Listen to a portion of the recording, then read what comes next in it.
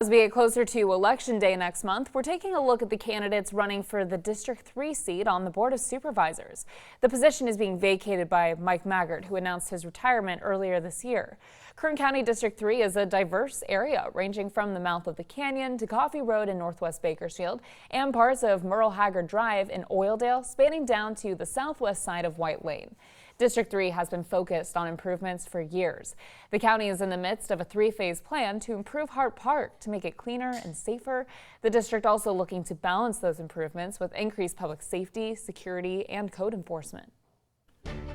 Well, we are 3 weeks away from the state's primary election right now, and this week we're getting to know the candidates for Kern County Supervisor District 3. And joining us in Studio B is retired CHP Bakersfield Area Commander and the Assistant Chief for the entire Central Valley, Brian Smith. Brian, thanks for coming in this morning. You bet. Good morning. All right, you are one of the three candidates, no incumbent in this race, of course. So just give a little background just from your own personal experiences and what you would bring to this job. Well, I think one of the best things that I have is my experience, 34 years at law enforcement, but it's not just the law enforcement part of it. I was at our headquarters, our division office, so I had over 1,500 employees that I oversaw, multi-million-dollar budgets.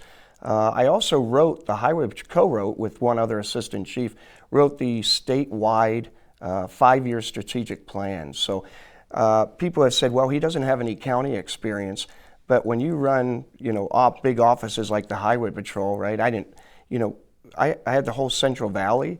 Right. So when you're doing that, coming into a county, I have a lot to offer this county that I bring from the state. And as everybody knows, the Highway Patrol is a very successful organization.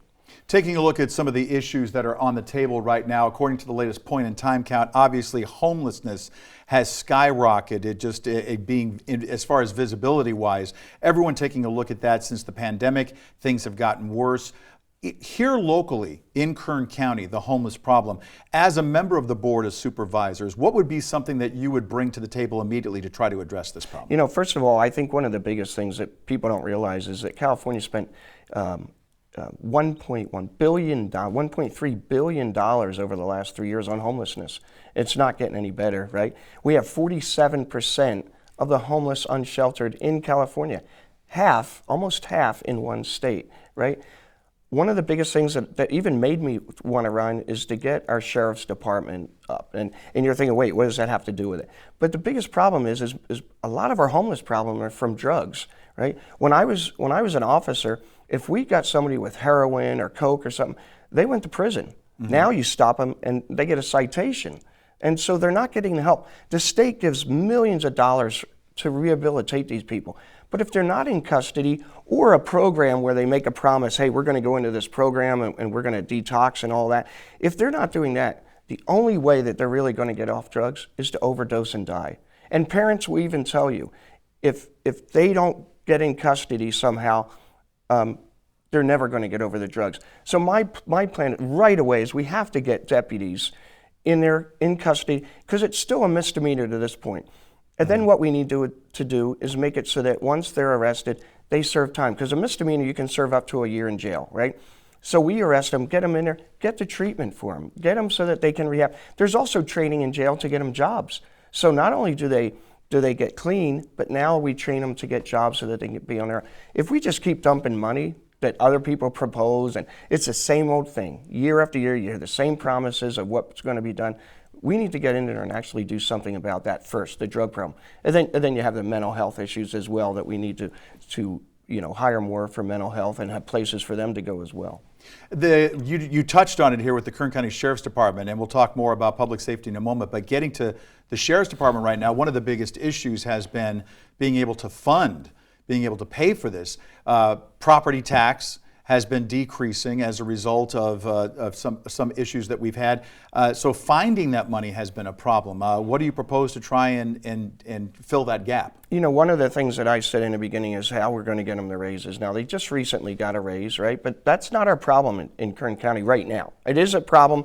We need to make sure that we're taking care of, making sure that that other officers and new people want to come to the sheriffs. We want to retain them. But right now, our big issue is filling empty spots, right? So the budget is there for these new deputies. The budget's there for new detention deputies. The problem is filling that. And I think as a county supervisor, we need to recognize that. We need to give them the tools they want. But we also, I want to improve the relationship between the Sheriff's Department and law enforcement and first responders with the Board of Supervisors. With 34 years experience, I know how to do that. I know the different department heads in these first responders, and I'm going to make sure that the people know they're appreciated.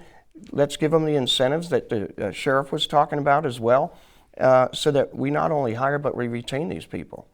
And getting on that real quickly before we go to a break and then we'll come back, but I wanted to get your impression. We've asked this before, the 1% sales tax in the city measure and going towards law enforcement. Would you like to, it failed in the county, would you like to see that proposed again? I'll tell you right now, my biggest thing, I am against taxes. Okay. Tax increases, I'm not for that. I want to make sure that we look other places to see. Every time I did the budget, I looked to see, I didn't order things we didn't need. If I had to give money back to the state, I gave money back to the state before I ever send more. So I'm not in favor of that. If it ever did come out where the people voted for 1% or for the sales tax, then it better be used for law enforcement and first responders, not put in the general fund. But I am not in favor of tax rate or tax hikes. Brian Smith, candidate for District 3 Supervisor. We'll have more from him when we come back after the break. Stick around. And welcome back at 6:47. We're continuing our conversation with District 3 Supervisor candidate Brian Smith and talking about public safety issues. And let's get back to this. Earlier this week, Monday and Tuesday, on the way in, we had two different shootings in areas that involved Sheriff's Department's investigations. And in one of them in particular, there were more than a handful of deputies that were out at the scene. It's not something that uncommon to see out there, but what struck me was when I was out there, one of them mentioned, this is everyone that is covering our area that is here for this tonight. And it sort of struck me at the low number and that they were all riding solo at that point. Those challenges have been well documented within various law enforcement agencies.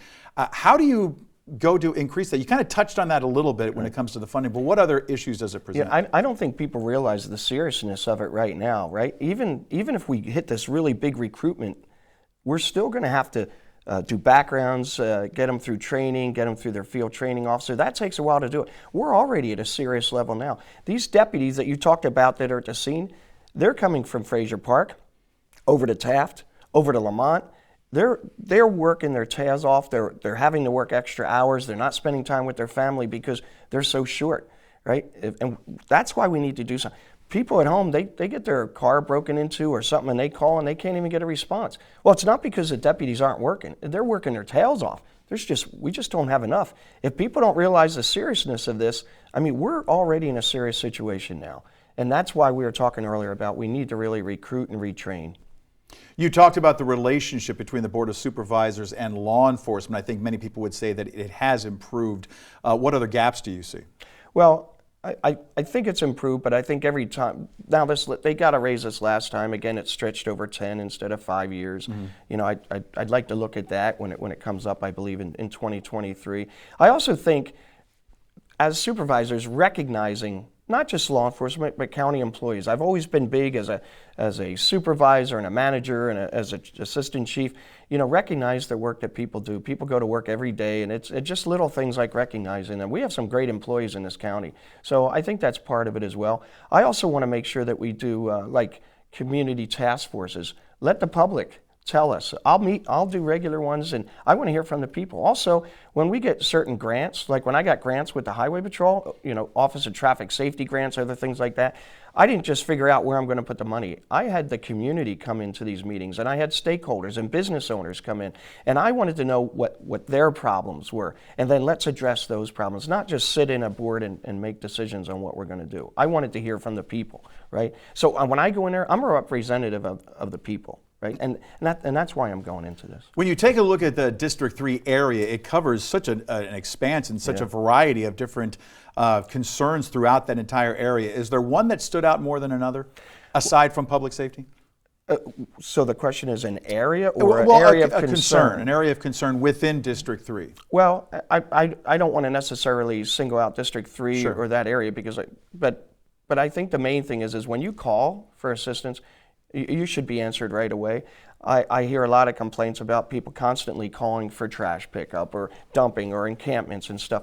You know, one of the things that I'm very proactive, so we're reactive. One of the things I said was, you call or email, you're going to get an answer within 48 hours, and hopefully a lot sooner than that, but you'll at least get it within 48 hours. The other thing is my team will be proactive, right? We're not just going to wait for people to call in and complain about things. When we got traffic complaints or we drag racing or something, we kept visiting it. We want to find it. We don't necessarily, the public should not have to keep calling in the supervisor's office with complaints. We're going to be looking for the issues and we're going to be fixing them so that people don't have to be doing it. So I think the constituency services, that's what people are paying their taxes for, is for me to work for them. Okay. Brian Smith running for District 3 Supervisor seat. Best of luck to you. Thanks for coming in this morning. Thank you. Appreciate it.